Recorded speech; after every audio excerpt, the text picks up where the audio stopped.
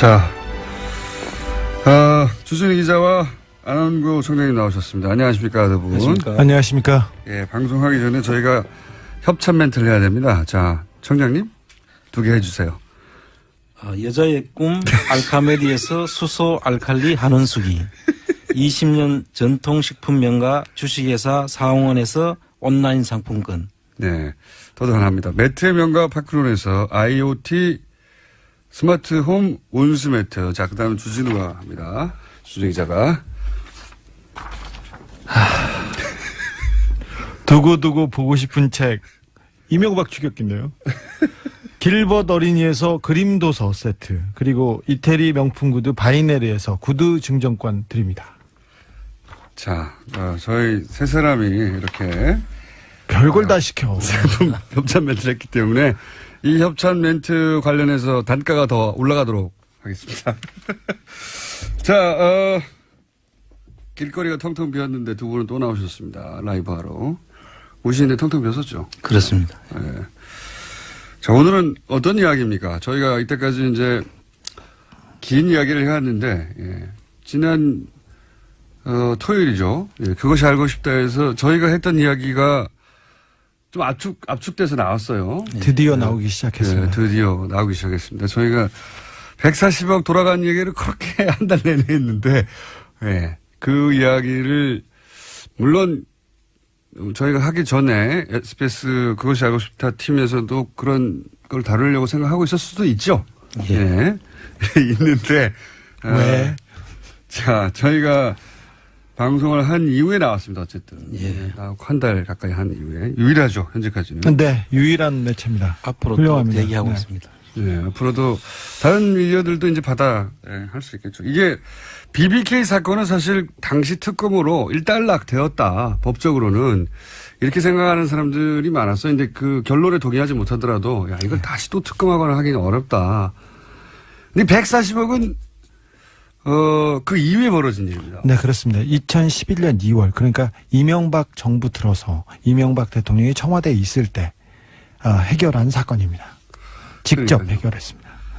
이게 이제 그 이후에 벌어진 사건이고 정황이기 때문에 BBK 사건 그 자체하고는 별도로 이 돈이 왜 들어왔는지 수사할 만한 대상이 될 만한 일이 벌어졌어요. 사실 이명박 그 BBK 수사를 했고 이명박 BBK 특검에서 수사한 검사가 검찰 고위 간부가 BBK와 다스 문제는 끝났다. 그렇죠. 하지만 140억에서 무슨 단서가 나온다면 이 수사는 재개될 수 있다 얘기했는데 그 단서가 나온 겁니다.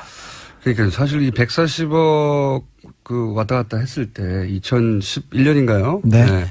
그때 저랑 주진 기자 그런 얘기 했었거든요.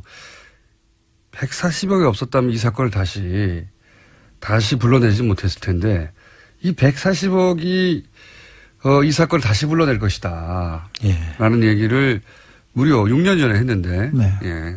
다시 불러지고 있습니다, 지금. 자. 근데 오늘은 그 얘기가 아니라 뭐 관련이 있습니다. 이제 김재정 씨가 사망한 이후에 재산을 상속하는 과정에서 재산 상속 과정을 보았더니 이게 김재정 씨의 재산이 아니었다. 다스가. 그렇게 보여진다. 이런 얘기 했잖아요. 네. 예. 그러면서 이제 당시 청와대와 다스사에 오갔던 문건을 보면 여러 가지 시나리오가 있는데 그 시나리오를 읽어봐도 김재정 씨 유족의 의지는 상관없이 예. 내용이 진행이 됐고 그러면서 만들어진 문건 안에 뭐가 있었냐면 김재정 씨의 땅 목록이 있습니다. 땅 목록. 네. 예. 김재정 씨가 죽자 청와대에서 김재정 씨 재산을 파악해서 보고하라는 지시가 떨어집니다. 그런데 김재정 씨 재산이 얼마나 되는지 모르고요. 모르면서 땅 목록, 그러니까 토지 목록을 정리해서 그 제출하라고 해서 다스에서 급히 김재정 씨 토지 목록을 작성해서 청와대에 보고합니다. 네. 김재정 씨 유족은 김재정 씨 땅이 얼마나 되는지 몰랐어요. 그거를 어쨌든 사망을 하게 되자 이 누군가 또 상속받아야 되지 않습니까? 상속받아야 되니까 김재정 씨 땅의 목록이 작성이 됩니다. 이 시나리오 왔다 갔다 하는 문서와 함께. 근데 이제 굉장히 일단 재밌는 거 먼저 하나 알려드리면 김재정 씨의 땅은 김재정 씨의 자식들이 하나도 안 물려줍니다. 아버지가 돌아가셨는데 아들, 딸한테는 땅을 하나도 주지 않습니다. 네. 하나도 안 물려줬습니다. 그거 외에, 이 자체가 벌써 굉장히, 희한한 일인데, 그거 외에 또, 이상한 일들이 많습니다. 땅 관련해서. 오늘은 지난번에는 이제 주식 관련해가지고 주로, 예. 다스가 누구 것이냐, 를 추정해 봤다면, 이제는 김재정 씨가 가지고 있는 땅 가지고 과연 이 땅이 김재정 씨의 땅이 맞았느냐. 예. 그러니까 땅하고 다스 다 합치면 김재정 씨 재산 전체잖아요. 예. 그렇죠. 그리고 땅 부분을 좀, 땅 하면 또 주진우거든요. 땅을 제가 좀 많이 찾았습니다. 내곡동 땅부터 해서 이명박 대통령 주변 사람들 땅을 좀 찾았습니다. 예. 저도 만만치 않죠. 도곡동 땅을 문서를 본 사람입니다. 네, 이제 땅 전문가들이 나와서, 왜냐하면 마침 김재정 씨 땅 리스트를 두 사람이 봤기 때문에 얼씨구나 하고 그 땅들을 이제 추적하기 시작했습니다. 자, 어떤 일이 있었습니까, 이 땅들에? 땅의 특징이 몇 가지 있어요. 그렇죠. 네. 이 땅의 특징을 보면 지금 아까 말씀하신 자녀분들한테는 안 갔고요. 네. 저 부인 명의로 해놨습니다. 네. 일단은. 근데 그 부인 명의로 한 것은 있을 수 있는데 네. 그 뒤에 어김없이 근저당권을 설정하거나 또는 그 지상권을 설정을 해놨습니다. 그 의미를 설명해 주십시오. 그것도 땅을 가지고 큰 땅을 가지고 아주 소액을 빌립니다. 아주 소액을 30년, 40년 이렇게 묶어놓습니다. 그래서 그 땅 금액을 보면은 지금 소액이 어떤 건 한 150만 원, 어떤 거는 최근에는 이제 한 4천만 원 정도 빌리면서 150만 원짜리라고 하면 땅의 크기는 얼마나 되는데 150만 원을 빌려서? 땅 크기가 한 35만 평. 35만 평인데. 충북 옥천에 있는 제가 대신 갚아주고 싶네요. 충북 옥천에 있는 김재정 씨 땅을 담보로 이명박 대통령이 150만 원가량 대출받습니다. 근저당권이 190만 원 설정돼 있습니다. 그런데 이명박 씨 명의로 이제 근저당권이 채무자가 돼 있는데 이명박 씨가 채무자로 돼 있는데 하도 이상해가지고 폐쇄 등기 등본을 떼봤어요. 그러니까 원래부터 그 땅이 이명박 씨 명의로 돼 있더라고요.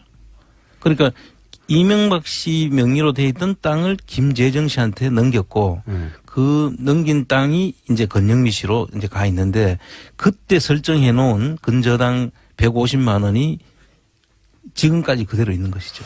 이게 무슨 말인지 땅과 관련해 가지고 부동산에 대해서 잘 모르시는 분들은 쉽게 이해가 갈 텐데 한마디로 말하면 이 땅을 아무도 못 파는 겁니다. 네, 근저당을 설정해 가지고. 근데 실제 이런 거 있지 않습니까? 뭐 이제 뭘 사고 싶은데 뭘 사야 되는데 돈이 없어서 땅을 담보로 해서 빌리면 당연히 이제 뭐 1억짜리 땅인데 예를 들어서 뭐 5천만 원을 빌렸어요. 그렇게까지 빌려주진 않지만 한 3천만 원을 빌렸어요. 그럼 3천만 원어치는 은행이 주인이죠, 은행이. 그렇습니다. 네. 그래서 그게 이제 근저당이 설정이 되고 그러면 그 땅을 마음대로 팔지 못합니다. 은행에 그 빚을 갚기 전에는. 이런 거죠. 이런 건데, 수십만 평의 땅에다가 150만 원만 근저당을 설정하는 건데 그런데 그 땅이 애초에 자기 거였어요. 이명박 전 대통령은 자기 거였는데 그거를 천황에게 파는 겁니다. 그렇습니다. 파는 과정에 자기가 빚을 져요, 은행에. 이해 가세요, 이게? 무슨 말인지?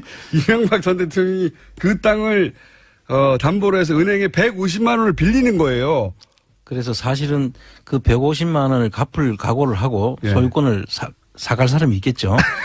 그러나 그 부분이 또 걱정이 돼 가지고 그 뒤에 근저당권을 설정하는 거 외에 그 지상권을 설정을 합니다. 지상권이라 하면 그 토지를 토지 위에다가 건물을 짓거나 그걸 사용할 수 있는 권리를 이야기하는데 그 지상권을 설정을 해서 궁극적으로 지상권을 30년을 설정을 하죠.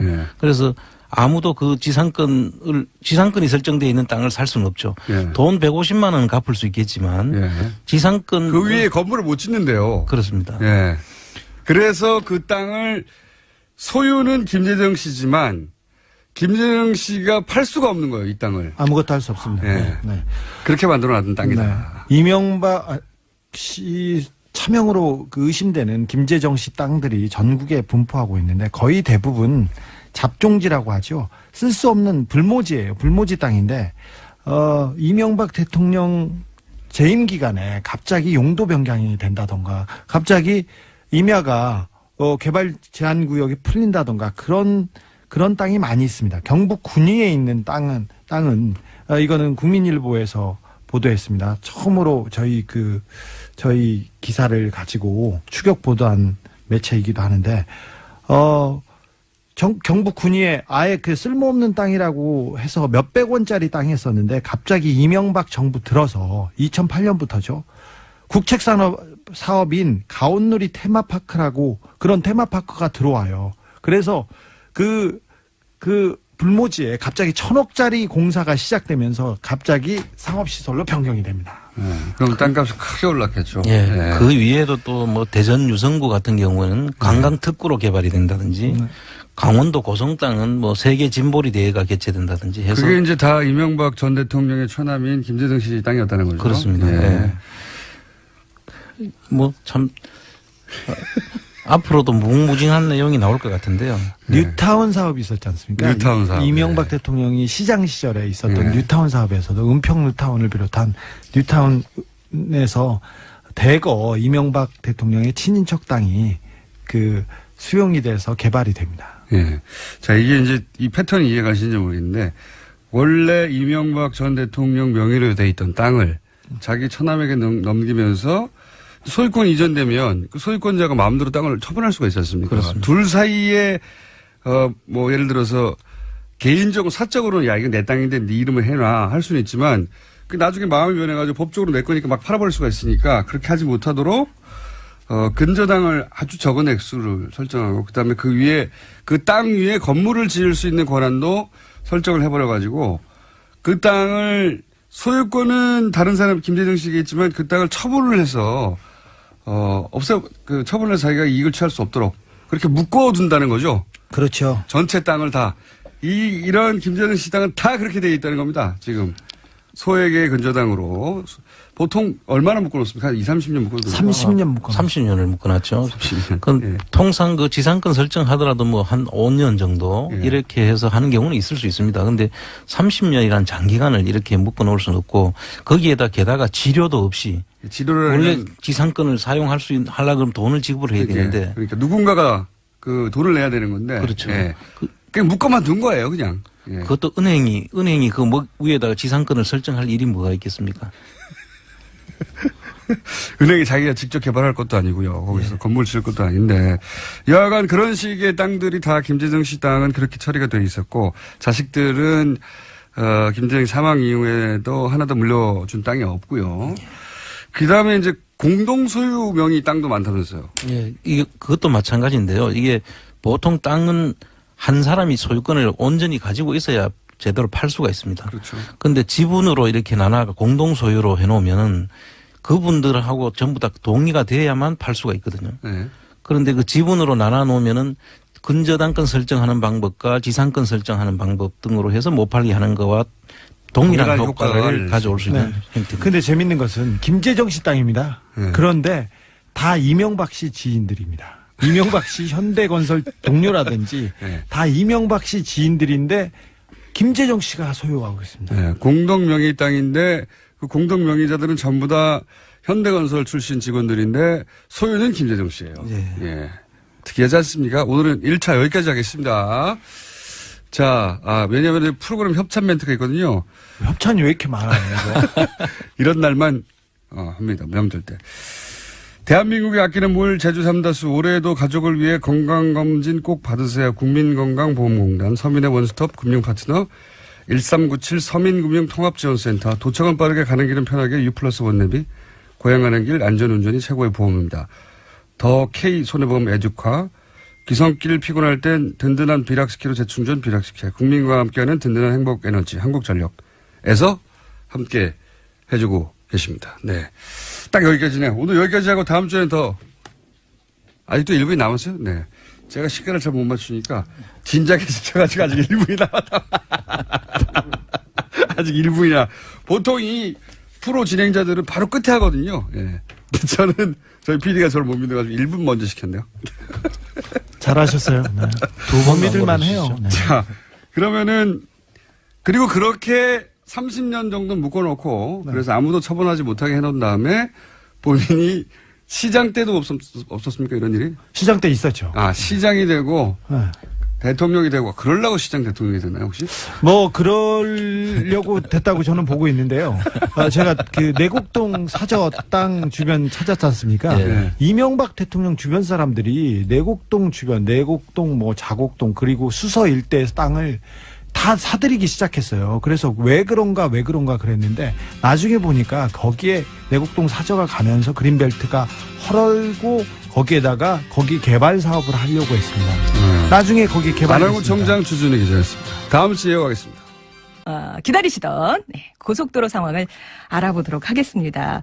제가 TBS에서 지금 17년 차인데 이런 일은 처음이고요. 저희가 또 이제 막 자료조사 이런 게 있었는가 과거에 막 자료조사를 해봤는데 당군 일은 또 최초인 것 같습니다. 아마 많은 분들이 정말 기다리신 분들도 되게 신기하실 것 같고 아마 전혀 예기치 못하게 이 방송을 들으시는 분들도 이게 뭐지? 하실 것 같은데요. 오늘 추석 연휴를 맞아서 1일 통신원으로 나서주셨습니다. 불러보겠습니다. 문재인 대통령님. 예, 안녕하세요. 문재인입니다. 배칠수 씨가 성대모사 하시는 건 아니죠? 예. 예. 지금 어디 계십니까? 여기 지금 우리 도로공사의 특별교통대책본부에 나와 있습니다. 국내동이죠. 예. 거기서 직접 이제 현장을 두루두루 보시고 지금 고속도로 상황을 말씀해 주신다고 하셨는데 일단 교통 상황 전해 주세요. 예. 즐거운 고향 가는 길 교통정보입니다. 지난 주말부터 추석 연휴가 시작되었습니다. 연휴 3일째인 오늘부터 귀성 차량이 본격적으로 정갈 것으로 그렇게 보이는데요. 이 시간 현재 가장 밀리는 고속도로는 역시 경부고속도로입니다. 부산 방향으로 서울요금소 이전부터 총 30여 킬로미터 구간이 정체되고 있습니다. 그 밖에 고속도로 상황을 살펴보면 서해안 고속도로 목포 방향은 서평택 분기점을 중심으로 속도가 떨어지고 있습니다. 또 영동고속도로는 강릉 방향으로 여주 일대가 평소보다 차량이 많습니다. 추석 연휴 기간에도 버스 전용 차로제가 시행되고 있는 거 아시죠? 경부고속도로는 한남대교 남단에서 신탄진까지, 또 영동고속도로는 신갈 분기점에서 여주 분기점까지입니다. 또 이번 추석 명절 기간에는 고속도로 통행료가 면제가 되는데요. 10월 3일 화요일 0시부터 10월 5일 목요일 자정까지 3일 동안 한국도로공사에서 관할하는 주요 고속도로를 포함해서 전국의 17개 민자고속도로를 통행료 없이 이용하실 수 있습니다. 참고하시기 바랍니다. 네, 참고하겠습니다. 좀 어색하셨죠? 그러네요. 예, 예, 깜짝 놀라셨죠? 예. 아이, 웃음소리보다 하하하, 이거 어색하신데요. 근데 일단 이쪽에 발을 들여놓으시면 앞으로 명절마다 모셔야 되는데 괜찮으시겠어요? 이거 저야 괜찮은데, 이거 오히려 그길적거리면 방해되지 않을까 모르겠습니다. 지금 약속하신 겁니다. 설에 또 연결하겠습니다. 저기, 추석 연휴가 꽤 길잖아요. 예. 명절 계획은 좀 어떻게 되세요? 예, 저는 이번 명절 특별한 계획은 없습니다. 청와대에서 차례를 지낼 텐데요. 고향에 못 가고 또 성묘를 못 해서 조금 아쉽습니다. 그래도 연휴가 아주 기니까 또 우리가 또 대비할 일이 또 있기 때문에 그 대비할 일은 대비를 해가면서 쉬는 시간을 최대한 많이 가지려고 합니다. 푹 쉬는 것이 이번 추석 계획입니다. 그러시군요. 평소에도 사실 저희 많이 청취자분들이 애청을 하시지만 오늘은 특히 또 더 많은 분들이 지금 TBS를 듣고 계셔서요. 아까부터 대체 언제쯤 나오시느냐 힌트를 좀 주면 화장실에 다녀오겠다 막 이렇게 말씀하신 분도 계시고 그랬는데 지금 귀성 중인 청취자분들에게 명절 인사 포함해서 한 말씀 부탁드릴게요. 예. 아마 갑자기 대통령이 나와서 아마 놀라셨을 것 같습니다. 올해는 임시 공휴일 포함해서 추석 연휴가 아주 깁니다. 그동안 열심히 일하신 국민 여러분 여유 있게 고향도 다녀오시고 좀 편하게 쉬실 수 있으면 좋겠습니다. 아마 방송을 듣고 계신 분들 중에 마음은 벌써 고향에 가 계신 분들도 많겠죠. 고향 가는 분 10분 중에 8분 이상이 승용차를 이용해서 고향을 가시는데요. 이 장거리 운전에서 가장 위험한 것이 졸음 운전입니다. 이 졸음 운전의 가장 든든한 안전띠는 휴식이라는 말이 있죠. 피곤하실 때 휴게소나 쉼터에서 한숨 돌리고 가시면 좋겠습니다. 다시 출발하실 때 전좌석 안전띠 착용도 잊지 마시고요. 추석 연휴에도 우리 국민들의 든든한 발이 되어주시는 버스 택시 기사님들 또 철도 항공 해운 종사자 여러분 감사합니다. 꼭 안전운전 해주시리라고 믿습니다. 즐거움은 나눌수록 커진다는 말이 있습니다. 한가위 연휴 동안 우리 여성들과 남성들 무엇이든 같이 하면 좋겠습니다. 상도 같이 차리고 고무장갑도 같이 끼고 운전대도 같이 잡고 함께 손잡고 같이 하면 남녀 모두 명절이 더욱 즐겁지 않겠습니까? 국민 여러분, 모처럼 고된 일상에서 벗어나 한가위 연휴 행복하고 편안하게 보내시길 바랍니다. 정부는 국민 한 분 한 분이 안전하고 편안하게 고향에 다녀오실 수 있도록 최선을 다하겠습니다. 이상 문재인이었습니다. 감사합니다. 예, 감사합니다. 설에 또 모시겠습니다. 예, 고맙습니다. 예, 감사합니다. 예, 우리 아나운서님도 추석 명절 잘 되시고요. 예, 감사합니다. 네. 네, 안녕히 계세요. 네, 예. 지금까지 문재인 대통령이었습니다.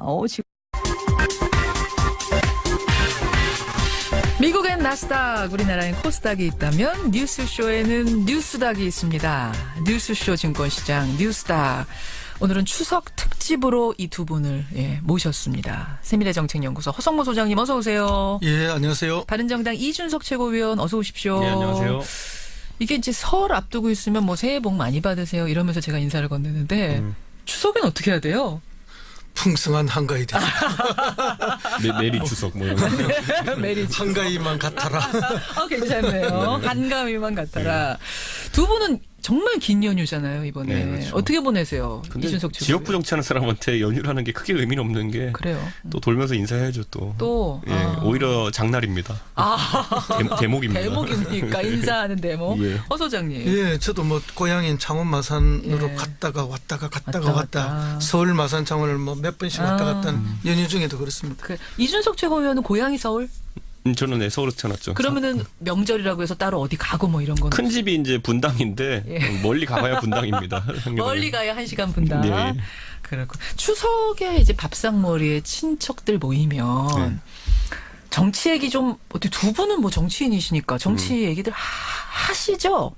그렇죠. 정치 얘기하고 예. 또 이제 TV 채널도 돌리다 보면 결국에는 정치 평론하는 채널에 고정돼 있고 예, 그렇게 되는 것 같습니다. 그 명절 밥상머리가 이제 정치의 뭐그 끝판왕이라 이렇게 이야기해도 되죠. 사실 그것은 이제 민심이 흐름이 정해지는 거니까. 용광로 아닙니까? 뭐 서울, 대전, 대구, 부산 다 모이는 정치 얘기하다 싸움은 안 납니까? 그 두 분의 댁은?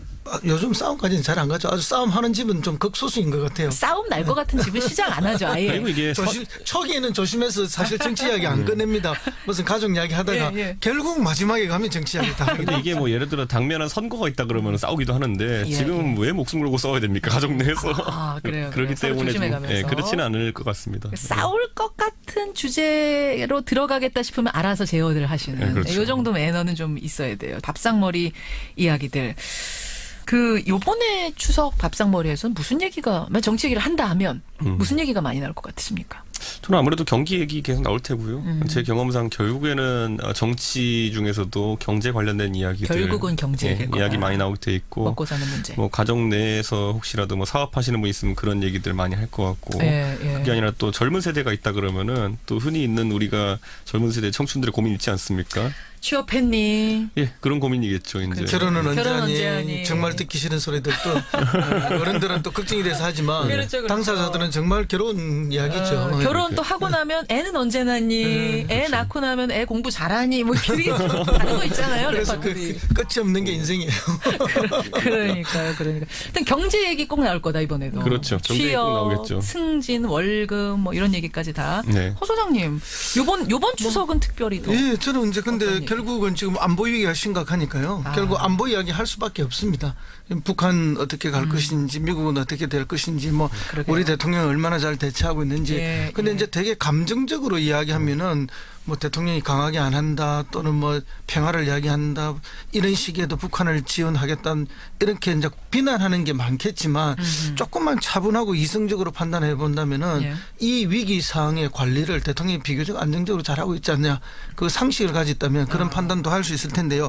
사실은 뭐 그런 정치적인 것 다 경제적인 걸 빼고 나면은 예. 사실은 뭐 역시 정치이긴 합니다만은 이번 추석에는 각 지방에 가면은 지방선거 예. 이야기를 많이 합니다. 지방선거. 도지사 누가 나온다 하더라. 뭐 시장 누가 나온다. 군수가 누다. 아하. 이번에 우리 동네 시의원에는 누가 나오려고 군의원은 누가 나오려고 뛰고 있더라. 뭐 아래 내한테 인사 왔더라.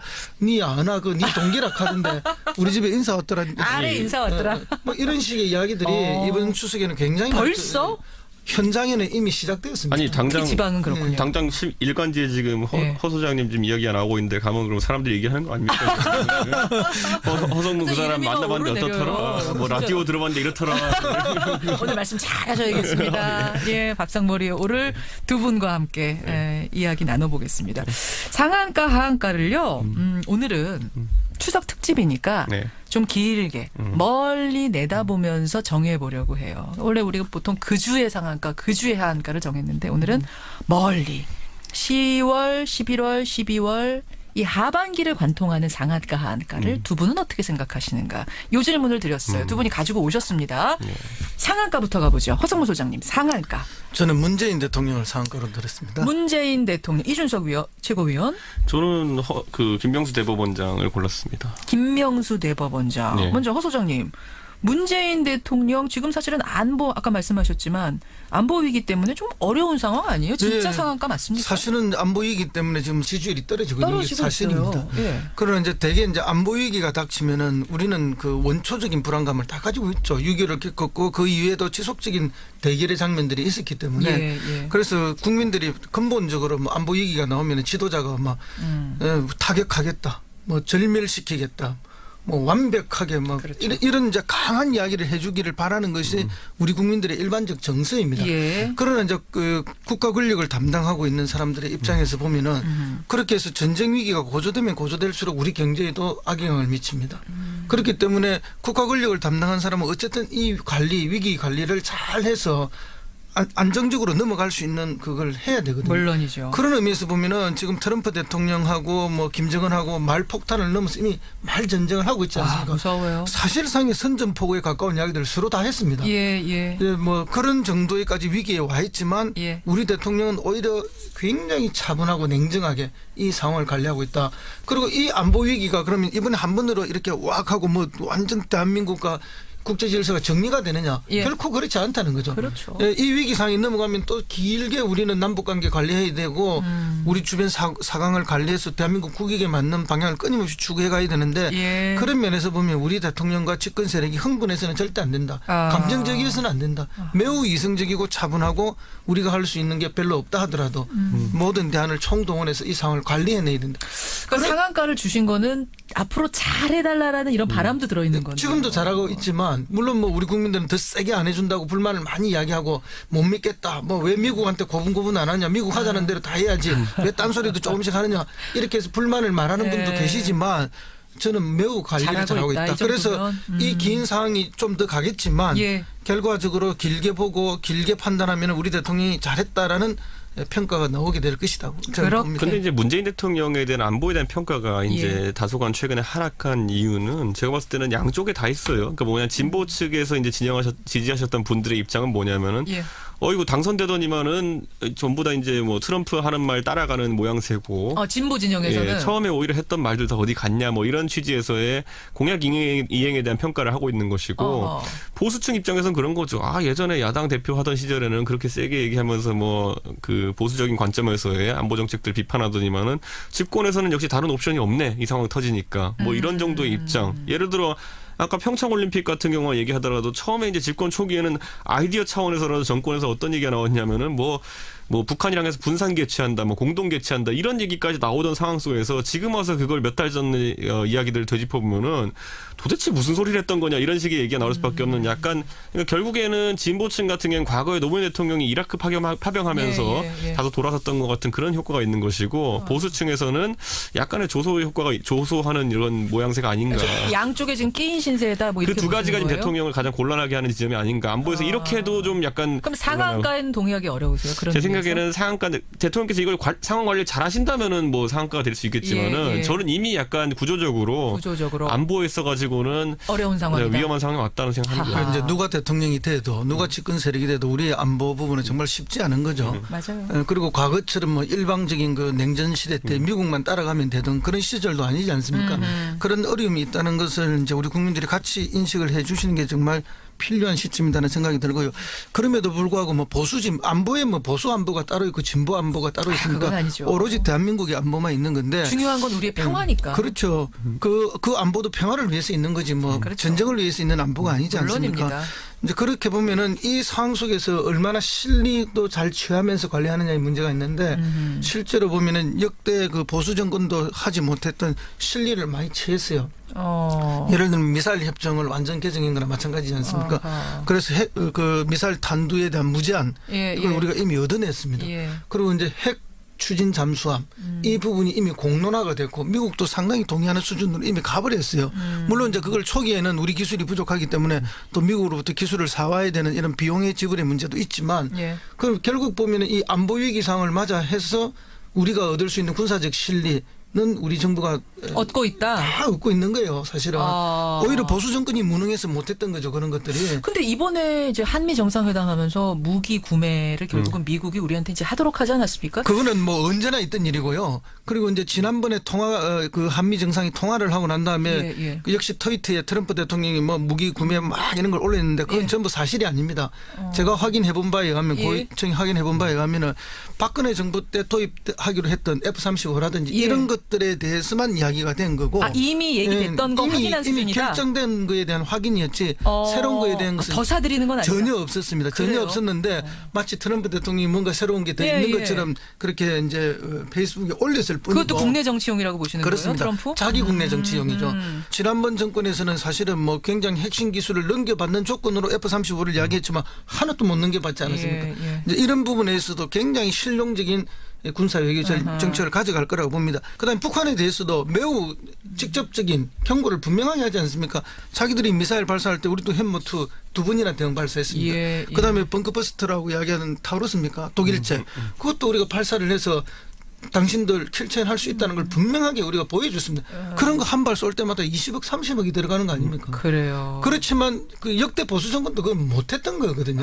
그럼에도 불구하고 문재인 정부에서는 강력하게 우리도 대응할 수 있다는 걸 실제로 보여주는 거예요. 굳이 얘기하면 지금 그런데 뭐 문재인 정부에서 과시하고 있는 무기들 전부 다 개발 또는 도입이 보수 정권 때 진행됐던 것이고 타우러스만 하더라도 도입이 이제 박근혜 정부 시절에 된 건데 지금 이제 문재인 정부의 새로운 그러면 어떤 무기 체계나 이런 것들 킬체인 같은 것들도 이번에 보면 사실상 아주 도입이 어렵다는 형식으로 결론이 나고 있거든요. 저는 지금 이 상황에서 문재인 대통령께서 뭐 안보도 그렇지만은 결국에는 어떤 정권이든지 가장 위기 상황은 뭐냐면은 공약 사항과 그다음에 나중에 실제 실현되는 상황이 달라지면 문제가 생기는 것이고 박근혜 정부는 제가 겪어봐서 느끼는데 제가 박근혜 정부 제가 탄생한 데 일조했던 사람이지만은 뭔가 모델하우스랑 실제 배달이 된 집이 다르기 시작하면은 그때부터 불만이 생기는 겁니다. 처음에 박근혜 정부에서 이거 하겠다고 했는데 나중에 하는 걸 보니까 전혀 아니에요. 인사다 보니까 윤창중 같은 사람 들어보고 이래가지고 제가 처음에 얼마나 비판했는데 그러니까 그런 지점처럼 지금 예를 들어 생각해 보시면은 문재인 정부 초기에 아젠다로 세웠던 거, 에드벌론 띄웠던 것들 다 어디 갔나 싶은 생각이 드는 게 사드 배치, 전략성 모호성 유지하겠다 그랬는데 지금 이미 임시 배치 급하게 하는 걸로 결정 났고 뭐 한일 군사 정보 보호 협정 다 이미 갱신하는 걸로 결론 났고 그거 외에도 보면 4대 강도 상시 수문 개방하겠다 했다가 이제 안 하는 걸로 결론 났고 결국에는 지지층이 봤을 때 이거 약간 모델하우스랑 지금 배달된 집이 다른데라는 생각이 들기 시작하면은 예. 이게 왜 중요하냐면은 어느 정권이든지 후보 예. 시절에 공약을 만들 때는 내 철학대로 만듭니다. 아하. 내가 생각하는 대로 내 머리가 가는 대로 만들게 되는데 나중에 실제 해보니까 안 된다 그러면은 몸이랑 머리랑 따로 노는 순간이 또 와요. 알겠습니다. 그렇게 되니까 그런 지점이 이제 나타나기 시작했다는 걸 아주 위험한 징표로 받아들여야 되고 저는 그 핵심 지지층이 여기에 대해서 이제 조금씩 반응하고 있다는 게 저는 오히려 위험한 지점이라고 봅니다. 자, 제가 정리 좀 하겠습니다. 끝이 안 나요. 이 토론은 끝이 안 나기 때문에. 그러니까 지금 허 소장님은 하여튼 지금 할 수 있는 환경에서 최선을 다하는 거다. 그런 의미에서 상한가 잘하고 있는 거다. 예, 문재인 대통령 상한가로 허 소장님은 골라오셨고 이준석 최고위원님은 상한가 뭐 골라오셨어요? 저는 김명수 대법원장 골랐습니다. 아, 아까 김명수 대법원장이라고 하셨죠. 네. 막 대법원장이 됐으니까 뭐 좋긴 하지만 사실은 되는 과정에서 잡음이 많았거든요. 네, 그렇죠. 장기적으로는 상한가라고 보신 거예요? 잡음이 많았던 이유는 뭐냐면 이분이 되면은 뭔가 이제 많이 바꿔놓으려고 할 것 같다라는 이야기죠. 그러니까 그렇기 때문에 오히려 보수 쪽에서는 그 완급 조절을 위해 가지고 반대를 했던 건데 예. 지금 김명수 대법원장 지금 통과됐기 때문에 이제 아마 사법부에서 결국 사법 개혁이라는 거 김명수 대법원장한테 청문회 과정 중에서 예. 뭘 할 겁니까 비전을 얘기해 보십시오 그랬더니 말할 수 없다 그랬어요 그때 전부 다. 그렇기 때문에 뭐 대단한 어떤 새로운 사법 개혁 시스템적인 비전이 있다고 보기보다는 결국에는 인적 청산을 할 것 같거든요. 그러다 보니까 양승태 대법원장도 퇴임하면서 약간 불편한 모양새를 이제 그랬죠. 비추기도 했는데 예. 그 인적 그럼 청산이라는 건 뭐냐면 항상 갈등을 유발하게 돼 있습니다. 우리가 검찰도 보면 이번 정부 들어가지고 중앙지검장으로 윤석열 지검장 임명하고 이렇게 예. 하는 과정 속에서 내보낼 사람들이 많이 생겼잖아요. 그렇게 해서 조직 불화가 어느 정도 생겼던 기억이 있거든요. 그렇기 때문에 지금 대법원 같은 경우에도 대법원장이 어쨌든 전국의 판사들의 인사권을 행사할 수 있는 상황 속에서 예. 딱 지금 당장 생각 드는 거 지금 예를 들어 진영적으로 봤을 때 진보 진영에 있는 분들 같은 경우에는 영장 전담 판사분들한테 굉장히 불만이 많습니다 지금. 그럼 이분들에게 가지고 돼 있는 압력이 뭐냐면은 인사 예. 요구거든요 지금. 예. 그러니까 이 김명수 대법원장을 임명한 쪽에서의 인사 요구는 그건데 그렇다면은 이걸 과연 실행할 것이냐? 그럼 영장 전담 판사들을 예를 들어 교체하는 게 가능하다면 그렇게 했을 때 이제 법적 안정성이 항상 문제되는 거죠. 예를 들어 판사 바뀌었더니만은 판결의 어쨌든 방향성이 바뀐다. 뭐 예전에는 뭐 영장 청구했을 때 기각 났던 것이 갑자기 이제 영장이 승인되기 시작한다라고 한다면은 그런 전환이라는 게 급격하게 받아들여질 수 있기 때문에 또 하나의 사회적 갈등의 시작이 될 수 있거든요. 그러니까 결국 김명수 대법원장 입장에서는 굉장한 사법 개혁을 함과 동시에 있어가지고 예. 그런 반발을 무마해야 되는 굉장히 고차 방정식이 풀어야 되는 의무가 부여된 겁니다. 이슈의 중심에 계속 설 거라는 의미에서 상한가를 주신다 이런 말씀. 그렇죠. 김명수 대법원장이 실질적으로 임명할 수 있는 게 그러니까 헌법재판관 9명 중에 3명 지명 가능하고 그렇죠. 네. 대법관 13명을 임명 제청할 수 있고 네. 하지만 거기에서 파생되는 인사가 있기 때문에 결과적으로는 100명 넘게 인사에 영향을 미치는 거죠. 100명이 아니라 수백 명이라 보고 있죠. 수백 전국의 명입니다. 판사들한테 실질적으로 인사권이 닿을 수 있다. 물론 예, 그걸 예. 직접 행사하든지 간접 행사하든지 간에 그렇다고 보고 있는 거죠. 김명수 대법원장이 결국은 인적 청산 시도하면서 조직의 불안을 가져오지 않겠는가 이제 이게 염려하는 그리고 지점이신 조직 사람에 건데. 대한 것보다 어떤 예. 사법 체계가 갖고 있는 법적 안정성이라는 거 있지 흔드는 않습니까? 게 아닌가. 그러니까 갑자기 판결이 뒤바뀐다든지 하는 부분이 있으면은 혼란스러울 수 있기 때문에. 그래서 바른정당 자유한국당이 그렇게 반대했던 건데 허 소장님. 예, 그 지나친 기우고요. 결국 사법 판결은 늘 보수 세력이 이야기하는 것처럼 아니 보수 세력뿐만 아니라 모든 국민이 이야기하는 것처럼 결국 교과서적인 거 아닙니까? 법과 양심에 따라서 재판하는데 왜 그러면은 그 다른 분들이 재판한 건 다 법과 양심에 따라서 한 거고 네. 이 대법관이 들어오고 나서 재판관들이 그러면 재판하는 건 법과 양심에 따라 하는 것이 아니라 정치적 영향을 받아서 하는 거라는 전제를 가지고 이야기하는 편견이 있는 거 아니냐. 편견을 가지고 있는 거죠. 그 이제 성향이라는 거는 존재하지 아니, 않아요. 그러면 성향은 존재하죠. 그러면 최근에 이제 영장 전담 판사들 비판했던 거는 의미가 없는 거죠. 그 아니요, 법과 그리고 양심에 의해서 판단한 건데 그 사람들. 그렇죠. 그러니까 비판은 할 수가 있지만 일반 시민들이 그 비판 때문에 영장 전담 판사들을 마음대로 교체하거나 마음대로 인사권을 행사할 것이다. 그것도 저는 기우라고 봅니다. 그래서 지켜보자는 거죠. 그거를. 그러니까 미리 그렇게 이제 그 당연히 이런 식으로 나쁘게 하고 임의적으로 할 것이고 인적 청산을 할 것이다. 걱정하지 라고 말아라. 걱정을 하는 것이 아니라 걱정을 넘어서 미리 비판하는 거죠. 비판을 넘어서 미리 비난하는 그런 논조들이 지금 너무 많다는 거죠. 그래서 제가 볼 땐 결코 그런 일은 없을 것이다. 아니 왜냐하면 이건 지적하고 넘어갔는데 김명수 후보자가 청문회 과정 속에서 사법개혁의 시스템적 방향성을 물어보는 질문에 대해 가지고는 다 답을 하지 않겠다라고 얘기했어요. 아니요. 그 답을 하지 않겠다라는 게 좀 의심스럽다. 아니요. 저는 뭐 전혀 의심스럽지 않다 생각하고요. 그렇게 말씀하시는 거는 한마디만 하면 또 말꼬리를 자꾸 끊임없이 공격하기 때문에 뭐 그걸 두려워하는 사람이 뭐 그렇게 그걸 하는 대법원장을 합니까? 인준을 잘 넘어가야 되는 거고 실제 일에서는 그 이미 자기가 밝힌 게 있죠. 그러니까 이제 수직적 그 행정 체계가 오히려 법원을 지배하고 있다. 그것을 수평적으로 가능하면 좀 바꿔내겠다 하는 거는 뭐 이제 각 지방 법원이라든지 이런 데에서의 충분히 가능한 것이죠. 아니 청문회를 모면하기 위해서 하는 거라 그러면 저는 청문회 법률적 취지를 아이고 이 사람아 청문회 청문회 모면하기 위해서 하나 나왔습니다. 수많은 그 장관 후보, 총리 후보 청문회를 통과하기 위해서 다 그렇게 말하지. 저는 그렇게 말 안 하는 사람 누가 있었어? 대법원장이 그렇게 말 못한 사람들은 전부 청문회 통과 못했지. 전 대법원장이 그런 반법률적이라 생각하는 거예요. 그건. 자, 여러분 무슨 관계 있어요? 진정하세요. 진정하세요. 추석 밥상머리에서 정시 얘기가 나오기 시작하면 이렇게 될 수 있다라는 걸 오늘 두 분이 보여주고 계시는데, 근데 저는 어쨌든 이런 토론 참 좋네요. 아 그럼요. 네, 이런 걱정을 갖는 밥 것도 먹다 하면 안 되죠. 밥 먹다 하면 해야지. 이런 걱정을 밥 갖는 먹다만 하지 마세요. 밥 먹다 하지 마시고 밥 다 드시고 나서 이런 토론, 특히 이 여러 세대가 모여서 혹은 지역이 다른 혹은 진보 보수가 모여서 이런 토론하는 건 굉장히 좋다고 생각해요. 아니 근데 이제 우리 이준석 의원의 걱정은 충분히 보수 세력이 할 수 있다고 봐요. 왜냐하면은 세상의 모든 질서는 자기 중심으로 만들어놨고 이것만이 올바른 거라고 생각했는데 그거 약간 다른 생각도 있고 약간 다른 뭔가도 있지 않습니까? 이게 되는 거에 대해서는 두렵고 무서움이 있는 거예요. 아, 10년간 지켜오던 게 있는데. 상실감도 있고 그런 것 때문에 이제 이렇게 과장된 두려움 또는 뭐 그런 게 당연히 나온다고. 과장된 두려움이다? 아니다. 합리적인 의심이다. 요 두 가지가 엉킨 토론이었습니다. 하지만 하여튼 들을 만한 토론이었어요. 두 분. 이준석 위원, 이준석 최고위원, 상한가로 김명수 대법원장 이렇게 골라오셨습니다. 자, 상한가 이렇게 정리하고 하한가로 넘어가 보죠. 역시 여러분 이건 추석 특집으로 함께하고 있는 뉴스닥입니다. 그러다 보니까 이번 주에 상한가 하한가가 아니라 멀리 내다본 하반기의 상한가 하한가를 고르고 있는데요. 자, 멀리 내다본 하한가 이준석 최고위원 누구 골라오셨습니까? 저는 이번 정부의 뭐 조희연 교육감이랑 김상근 교육부 장관이 하는 교육 정책 전반을 한번 짚어보고 싶습니다. 자, 교육감과 교육부총리 하성무 소장님 하한가 누구 올라오셨어요? 예, 저는 뭐 제1야당 자유한국당하고 정진석 의원을 잡았는데요. 사실은 뭐 정진석 의원은 지난주에 화제가 됐던 인물이죠. 노무현 전 대통령이 부부싸움 끝에 스스로 목숨을 끊은 것이다. 이게 어떻게 이명박 대통령의 정치 보복이냐 이런 발언을 했다가 뭐 그 후폭풍이 일파만파 계속되고 있어요. 그 이제 지금은 뭐 시간이 지나면서 약간 조용해졌지만 저는 뭐 이게 그 추석 이후에도 지속적으로 논의가 될 가능성이 많다.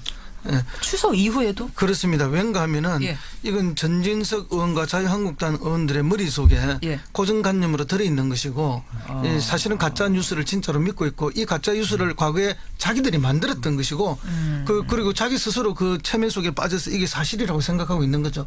그래서 국민들에게 이게 사실이라고 지금 계속 강요하는 거예요. 그러다 보면 이 일은 지속적으로 이야기가 반복될 수밖에 없다.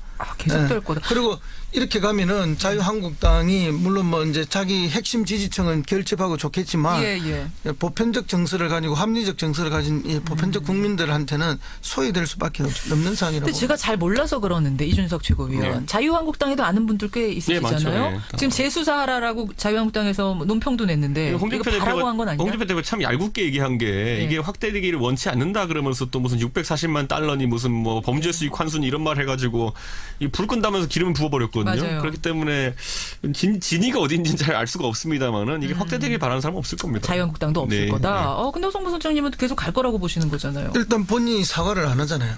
정진석 의원이. 그리고 페이스북에 내리지도 않아요. 뭐 사과하는 척 한번 했죠. 유족들한테 뭐. 사과 유족들한테 상처 주려고 한 말이 아니다라고 하면서도 하지만 내 생각에 틀린 건 없다. 그러니까 한 번 더 교묘하게 상처를 주고 있는 거죠.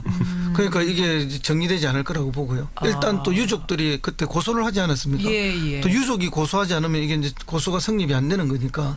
그러면 이건 결국 이제 법원까지 간다고 봐야 됩니다. 그렇게 보시다. 이제 이렇게 되면은 결국은 이제 뭐 때문에 그러면 이 시점에 이 발언을 했느냐. 우리가 이미 지금 다 알고 있듯이 이명박 정부 하에서 있었던 국정원의 댓글 사건, 이번에 사이버 사령부의 댓글 사건, 그리고 사이버 사령부에서 댓글 공작을 하기 위해서 군무원들을 80명 가까이 채용했지 않습니까? 그 이명박 대통령이 직접적인 지시까지 있었던 게 나왔고, 그다음에 연예인 블랙리스트가 나왔고, 거기에 청와대가 다 직접 관련되어 있는 게 정치인 블랙리스트 나왔잖아요. 네, 정치인 블랙리스트 나오고 다 연관되어 있는 게 나왔고, 본인이 이명박 정부 하에서 뭘 했습니까? 정무수석을 했습니다. 청와대에서. 그럼 본인도 직간접적으로 연루되었을 거라는 게 합리적 의심 아니겠습니까? 그렇기 때문에 지금 차단하려는 거다. 그렇죠. 방어 목적이다. 물타기다. 그렇죠. 그리고 이제 뭐 국면을 완벽하게 전환하기 위한 싸움을 이제 완전 이쪽으로 끌고 가버린 거 아닙니까? 그래서 지난주 한 주 내내 이 싸움만 했던 거 아닙니까? 국민들의 관심이. 그래서 뭐 다른 예를 들면 사이버 사령부에 김관진이 서명했던 게 나왔고 그리고 대통령이 지시사항이라는 게 두 번이나 강조됐는데 그런 거에 대해서는 이제 뭐 묻혀가 버리는 거예요. 이야기가 나옵니다. 자, 여기서 잠깐 제가 이 질문 드릴게요. 진짜 이명박 전 대통령의 지시가 있었을 것인가? 이명박 전 대통령까지 처벌이 가능한가? 이거 이준석 최고위원 어떻게 보세요? 원세훈 선에서 끊어질 것이냐? 그 위까지 갈 것이냐? 저는 이제 지시가 있었다면은 그게 문서화된 것이 나와야 될 테고 지금 뭐 보고까지는 뭐 크게 문제가 안 될 텐데 지시가 있었다는 게 나오려면 굉장히 구체적인 증거가 있어요. 현직 대통령에 대한 수사가 전직 대통령에 대한 수사가 이루어질 수 있다 봅니다. 심증은 있는데 그 증거가 과연 나올 것이냐? 이제 직접 증거를 이제 말씀하시는데 아직까지 이걸 직접 증거로 볼 것이냐 아닐 것이냐 이런 문제가 있는데 이제 우리가 정부에서 일을 해보면은 이 인력을 하나 늘리는 게 굉장히 어렵습니다. 그럼 이제 정부 조직을 어느 부처가 하나 만들어서 그게 늘려 나간다 하면 반드시 행자부에서 조직 심사를 받아야 돼요.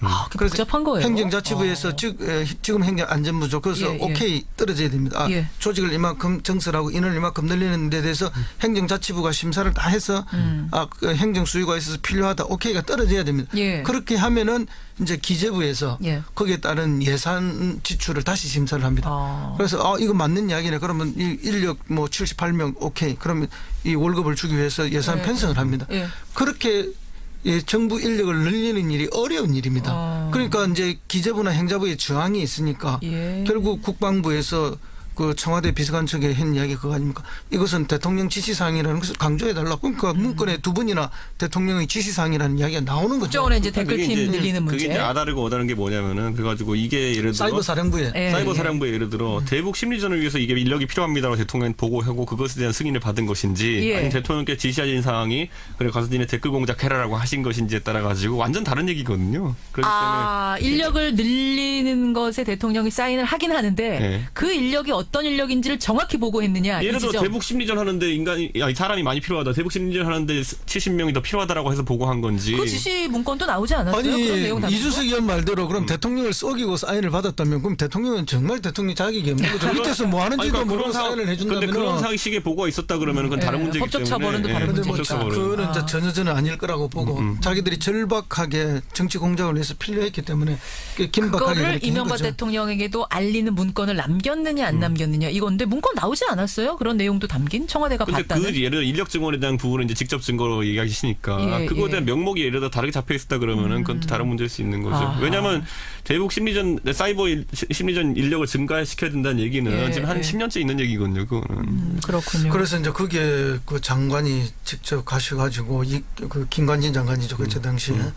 그 정신교육 따로 하고 어떤 식으로 일해라 하고 뭐 그리고 관리 감독 다 한 거 아닙니까? 그리고 뭐 5만 원 수당도 25만 원 올려주고 그렇게 격려하고 관리하고 그러면 대통령만 속이고 그렇게 했을 가능성이 있겠느냐. 말이 되는 소리입니까? 사실은 없는 일이죠. 상식적으로는 그게 맞는데. 그리고 대통령한테 수시로 보고를 했을 거라 보고요. 그리고 대통령도 잘하고 있다고 격려를 많이 했을 겁니다. 물론 이제 그런데 그것이 이제 문서로 남아 있지 않으면 증거를 남겼느냐. 뭐 이제 밝힐 리가 없고 김관진 전 장관이 자기 선에서 끊겠죠. 아니 잠깐만 하한가를 자유한국당 얘기하셨는데 우리가 이야기가 이명박 전 대통령까지 가서 멈췄습니다. 이준석 최고위원의 하한가 가보죠. 네. 교육 문제를 골라오셨어요. 조희연 서울교육감하고 김상곤 교육부총리 우리의 교육정책 하한가 줄만합니까? 저는 왜냐하면 이번 정부 들어가지고 이제 대통령께서 취임하기 전에 있었던 어떤 대입 정책에 관한 부분도 많이 수정이 되고 있고요. 지금 학생부 종합 전형을 확대하겠다고 했던 김상곤 교육부총리의 당시 인사청문회에서의 발언 등을 생각해봤을 때 교육 정책이 상당한 혼란을 겪고 있는 건 맞습니다. 혼란기다. 그래서 이런 부분을 한번 짚어봐야겠고 이 혼란이 생긴 이유는 뭐냐면은 역시나 급함 때문이거든요. 바늘허리에 이제 씨름에어 쓴다라는 얘기가 계속 나오는데 조급함 때문이다. 그 조급함 때문인데 교육 정책은 이렇게 자꾸 이제 뜨거운 물 찬물 왔다 갔다 하면은 학생들이 상당히 큰 피해를 보게 되는 거니까 그렇죠. 안정성을 가졌으면 좋겠고 두 번째로는 예를 들어 정책적 구호 지금 문재인 대통령께서 세우신 것 중에 하나가 유치원을 이제 사립과 공립을 5대5로 맞추겠다라는 이제 정책 목표가 있는데 공립 유치원 확대 정책이죠. 그렇죠. 그래서 비율을 5대5로 맞추겠다는 얘기인데 그 수치적 목표가 있다 보니까 그걸 달성하기 위해 가지고 지금 뭐 유치원 중에 사립 유치원 중에서 전환 사유가 생기는 것들 아니면 폐쇄 사유가 생기는 것들에 대해 가지고는 너무 엄격하게 지금 다루고 있습니다. 그게 무슨 말씀이세요? 예를 들어 지금 뭐 저희 지역구에도 한 케이스가 있긴 한데 유치원 설립자가 사망하게 되면은 그 유치원이 건물 임대 유치원인 경우에 건물이 임대산 유치원인 경우에 사립학교법 적용받아가지고 무조건 폐쇄해야 됩니다. 이전이 불가능합니다. 명의 그래요. 이전이. 그래서 지금 뭐 예를 들어 저희 동네만 260명이 단 유치원이 하루아침에 없어지게 생겼는데 뭐 이런 이슈 같은 것들 정책적 목표를 달성하기 위해 가지고 아이들의 학습권이나 이런 부분을 너무 강하게 제한하는 거는 제 생각에는 속도 조절 좀 해야 된다. 지금 유치원 문제도 그렇고 학종, 뭐 수능 문제도 그렇고 좀 조급하게 가고 있는 것 아니냐? 그게 혼란을 주고 있다. 그렇죠. 허 5대5는 어떻고 6대3은 이게 어떻습니까? 이제 이 수치적 목표에 너무 집착하면 안 된다고 어느 생각합니다. 정도든지 그게 보수 진보 뭐 동서고금을 막론하고 이제 정책 목표를 달성하기 위해서 부작용이 조금씩 생기는 건 사실입니다. 그래서 이번 정부에서는 그런 부작용을 최소화하는 노력이 필요할 거라 보고요. 예. 근데 유치원 얘기보다도 네. 사실은 이제 대입 문제는 더 복잡해요. 아, 그렇죠. 요거는 진보 보수 이 문제를 완전히 떠나요. 네. 지역 문제도 완전히 떠나서 지금 얘기하고 있는 게 대입 문제거든요. 이번에 학생부 종합전형 같은 경우에는 서울대 이제 국가장학금 통계를 보니까 학생부 종합전형으로 들어간 학생의 대부분이 가정 환경이 평균보다 좋은 학생이었다라고 그러니까요. 이제 얘기 나오는 것처럼 이런 대입 정책에 대해 가지고 정부가 오해를 사지 않기 위해 가지고라도 좀 재조정을 해야 될 것 이 같습니다. 학종 문제가 불거졌는데 학종 문제는 천천히 다시 들여다보겠다고 했거든요. 예. 이거 방향 잘 잡은 것 같고요. 예. 학종 이거 결국 취지는 애들 공부보다도 동아리 활동도 좀 하게 해주자. 미국식으로 좀 풀어주자 이거였는데 지금은요. 중학교 때까지 고등학교 과정을 다 마친답니다. 왜냐? 고등학교 때 가서는 스펙 쌓고 동아리 해야 되니까. 애들이 2중고 3중고 울부짖는답니다. 예, 뭐 그런 그 2중고 3중고에 울부짖는 게 하나 있고 또 그게 이제 공정성, 객관성의 문제가 있고 그렇죠. 또 그다음에 뭐 우리나라 사회는 작은 사회다 보니까 한 다리만 걸치면 뭐 모르는 사람이 없다 이렇게 되다 보니 또 그것 때문에 대입 시에서 또 공정성의 문제가 또 제기가 될 수도 있고 이런 것 때문에 사실은 뭐 서울의 대한민국 제일 유명한 대학에 이번에 그렇게 해서 들어온 학생들을 보니까 뭐 흑수저는 아무도 없더라 이런 이야기까지 나오지 않습니까? 맞아요. 그렇기 때문에 어떤 행태로든지 개선은 있어야 되는데 방금 우리 이 의원께서 이야기하신 것처럼 어쨌든 그 부작용을 최소화하면서 개선을 잘하는 게 필요하다 봅니다. 500만 원 자소서 뭐 이런 예는 정말 그만 들었으면 좋겠어요. 이런 뉴스. 이 제도가 잘 정착되면요. 그런데 예를 들어 미국 같은데 입학사정관제 같은 것들이 잘 정착된 것 같은 경우는 또 나름대로 흑수저들에게도 이렇게 아주 좋은 제도가 되거든요. 미국이잖아요. 근데 우리나라의 특성상 우리나라처럼 좀 교육에 목숨 거는 이 풍토에서 과연 될 것이냐. 조금 성급했다는 생각이 들고 있는 거죠. 옛날부터 그런 말이 있지 않습니까? 규리 해수를 지나면 탱자가 된다고. 미국의 좋은 제도 우리가 많이 가져왔지만 그게 우리한테 반드시 좋을 수는 없고 또 그렇다고 해서 좋은 제도를 안 가져올 수도 없는 거예요. 그게 내나 로스쿨 문제도 마찬가지예요. 그래서 사법시험 때문에 생기는 수많은 부작용 때문에 로스쿨을 하려 했더니 해놓고 나서 보니까 진짜 가난한 애들은 가기도 어렵고 또 뭐 기존의 법조에 있는 자녀들만 더 많은 혜택을 벌써 엄수제처럼 돼버리는 그런 부작용도 있거든요. 근데 이제 이걸 어떻게 조화롭게 현 정부가 더 개선해 나가느냐의 문제가 남았습니다. 이 교육 얘기도 이번에 밥상머리에 엄청나게 오를 겁니다. 그렇죠. 예, 여러분 오늘 들으신 이 이야기들 가지고 한번 토론해 보시고요. 추석 특집으로 함께한 뉴스닥. 오늘 두 분 가시면서 저희 그 오늘의 노래 있는 거 아시죠? 뭔지 몰랐어요. 추석 특집 오늘의 노래는 두 분에게 추천권 드리겠습니다. 두 분이 추천해 주시면 저희 PD가 그 두 곡 중에 어떤 거 틀지는 몰라요. 경쟁입니다. 나는 이럴 때 괴로워요. 이준석 의원은 굉장히 신세대잖아요. 그 신세대의 정서에 맞는 좋은 걸 내놓는데 저는 뭐 벌써 50대 중반이 돼가지고. 50대 중반에 그 곡을 고르시면 돼요. 누구 먼저? 이준석 최고위원. 어떤 노래 추천하시겠어요? 흐린 가을 하늘에 편지를 써.